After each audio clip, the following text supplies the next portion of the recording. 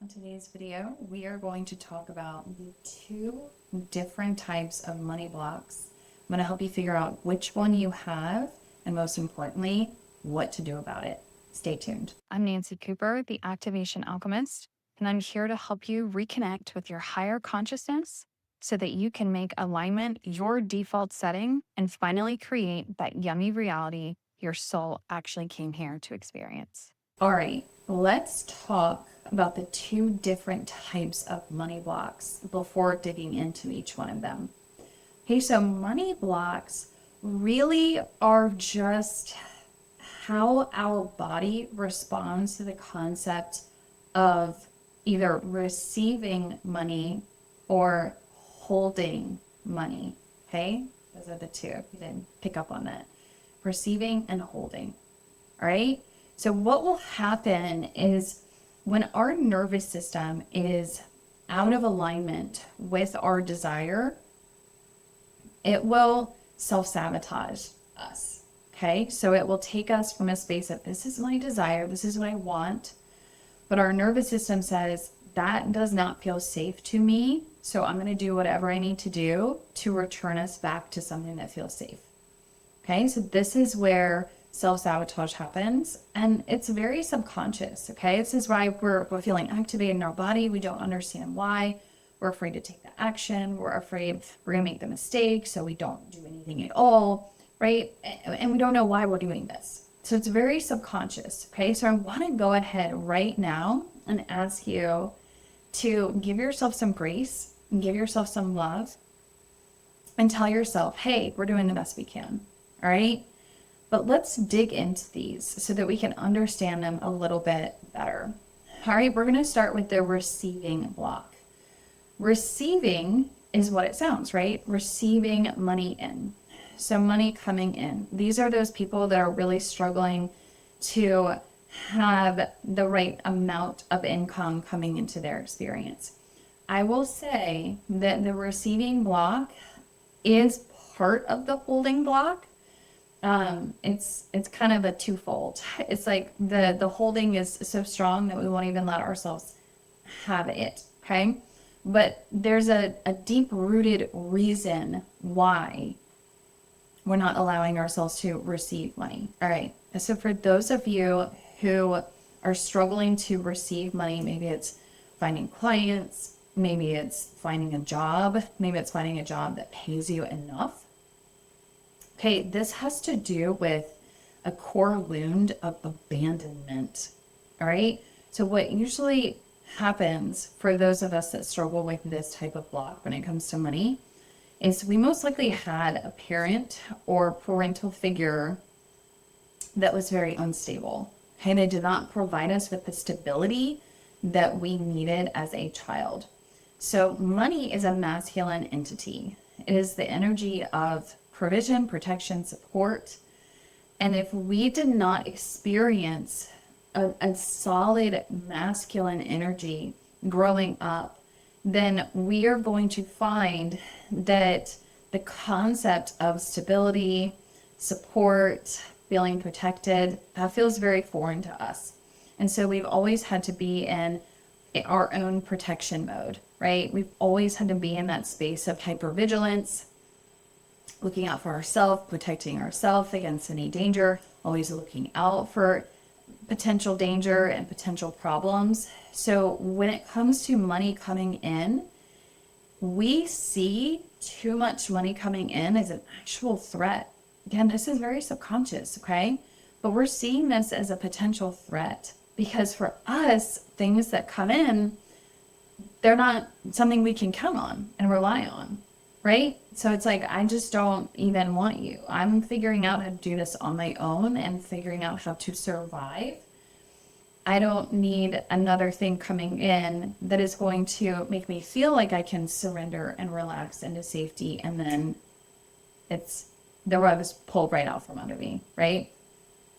This is that abandonment energy. It's not safe. I cannot depend on this thing. And if it gets bad enough, we will really, really block any money from coming in. We will even have where it's like there's a check coming in the mail and we will block its coming in by getting lost in the mail, by getting really lost, like misplaced somewhere, right? I mean, it's like it's on its way, but then there's a part of us that's like, no, no, no. So energetically, it's like, how do I create this where it cannot come into my reality? Okay, this is it's wild how we do these things because we're thinking, gosh, well, I need more money, right?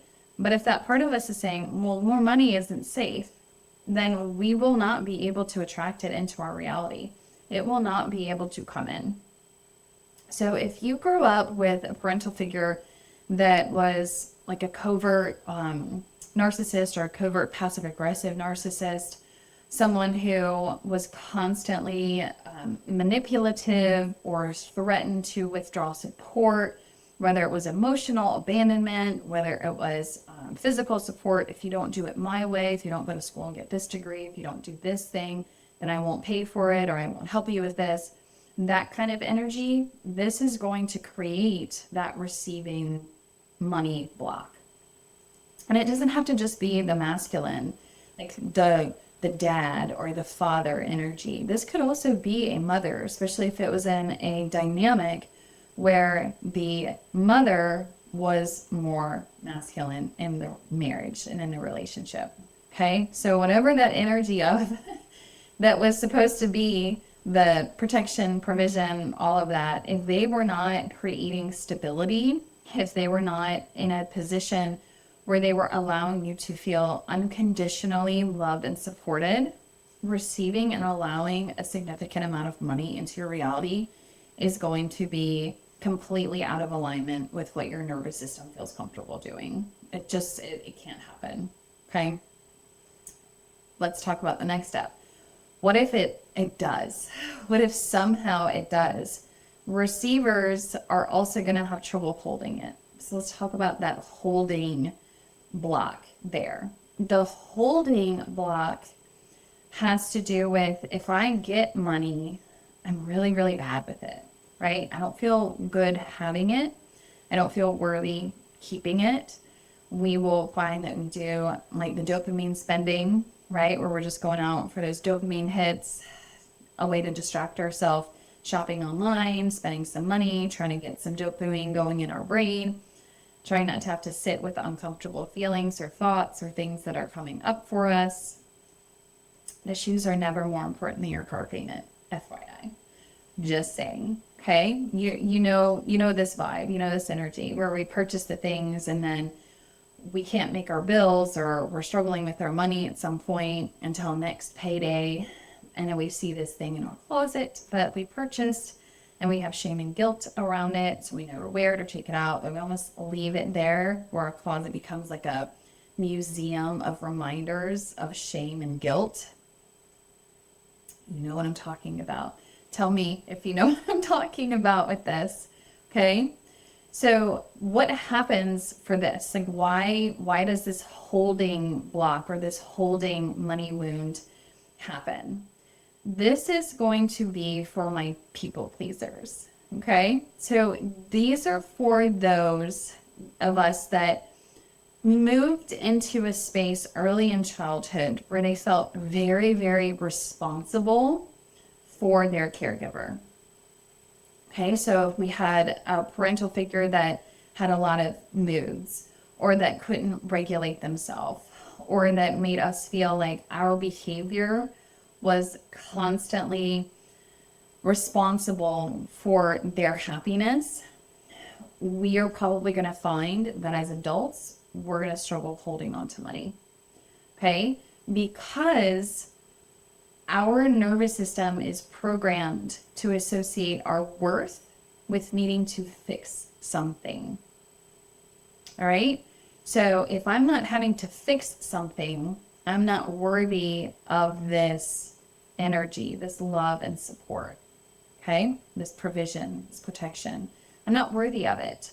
So I have to get rid of it. And so we will subconsciously create crisis scenarios like buying the shoes instead of going ahead and paying the bill and seeing what we have left to have some fun money for, okay? We will subconsciously create these chaos scenarios with our money so that we have something to fix. This is how we feel important. This is what we have associated with feeling important.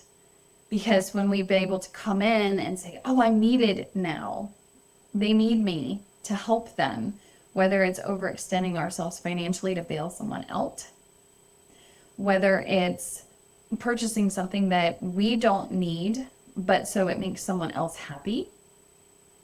Okay, whatever it is, we're looking for a way to feel needed and important. All right. So this is creating that I'm not worthy to hold this unless I'm in a space or energy of proving or over proving my worth by fixing something.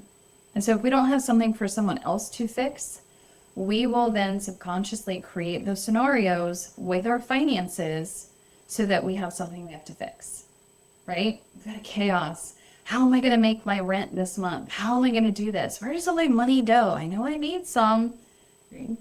Yeah, right? So we have these experiences happening and we're sitting there going, wow, where's the money going? Why isn't it here anymore? I know I make enough to pay my bills, but it's just vanishing. All right, this is why. It's because your nervous system is programmed for chaos. You're the fixer. You're the one who has been made to feel that the only way that you are valued is if you are playing the hero and fixing something. And so subconsciously, we will create scenarios where we have to play out that energy with our finances. Okay? So what do we do about this? What do we do with either one? All right, because my receivers, a lot of times when they do bring money in, they're going to go into the holding wound. All right? Sorry, receivers. It's like, we're going to twofold here, okay? It's okay, though. All we need to do is recondition and reprogram our nervous system. Now, you say, what the hell does that mean, right? What we need to do is we need to help our nervous system feel comfortable with safety, with us feeling worthy of just being. We don't have to fix something. We don't have to wait for chaos to ensue to then take action. We can start being proactive, initiate things. Tell me, my loves who have the holding wound, have you struggled with being proactive and taking initiative for things that would help you create a solution? Or it just feels like, it feels overwhelming, or I just don't have the energy for it, or I find something else to distract myself instead of doing this thing that I need to do. And then we just kind of wait until chaos dissolves around us, and then I'm gonna take care of this. It's like we're addicted to the drama, right? When we recalibrate our nervous system, we can start getting ourselves into a position and into an energy where we feel safer to start being proactive. Okay, so I got this money in for this week. I know these bills are this week. I'm going to pay those first right now since I got paid. And then I know what I have left over for the week, what I can have fun with, and etc. And then next week, the same thing. Or maybe we get paid bi-weekly or once a month. That check comes in, hits our account, we pay, we go ahead and be proactive, right? How do I just go ahead and take care of all of these things first? And then I can see what I have left. Or maybe I put it into a separate account and pay myself per week and make sure that this sum that is needed for bills stays where it's going to be withdrawn. This is being proactive about it, right? And that feels overwhelming. Oh, what is she talking about? I don't want to do that. It sounds like a lot of work.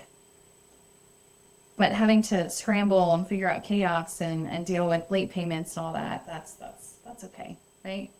Isn't it interesting? Isn't it interesting how our subconscious mind will work? Okay? So let's learn about the recalibration. When we recalibrate our nervous system, we need to do a few different things. We need to help the nervous system get into a space of balance. All right? This usually happens through motion and movement. Okay? So this is why we hear about like somatic practices like breath work, even like swaying or bouncing or things like that, the shaking, somatic shaking, ways that we can actually kind of tell our nervous system, like, hey, I'm not actually in flight right now. So we need to connect into the nervous system. And then from there, we need to start programming it with safety. Like, hey, it's okay to feel safe right now. It's okay to not have to be constantly fixing chaos for everyone. It's okay for us to receive instead of worry about how we are being received, right? And then the top notch here, we need to activate new DNA codes. This is a place that gets missed a lot because not everybody is qualified or capable of creating DNA activation and reprogramming at a cellular level. This is why I created my Soul Soma sequence, which incorporates breath work, body movement, mantras, and channeled light language to activate new programs and to clear out the old ones that are no longer serving us. And I want to give it to you for free. Okay, so after watching this, if you're like, oh my gosh, I really need to like recalibrate my nervous system, you can find the link for the Soul Soma sequence down in the description below. Utilize it as often as you would like. You can do it morning and evening. You can do it throughout the day. You can do it anytime you feel that activation happen in your body where you're going, oh no, I don't want to look at my bank account because it makes me anxious to see it. Use the process, okay? And then go look at it. You're also going to get a bonus disruptors PDF.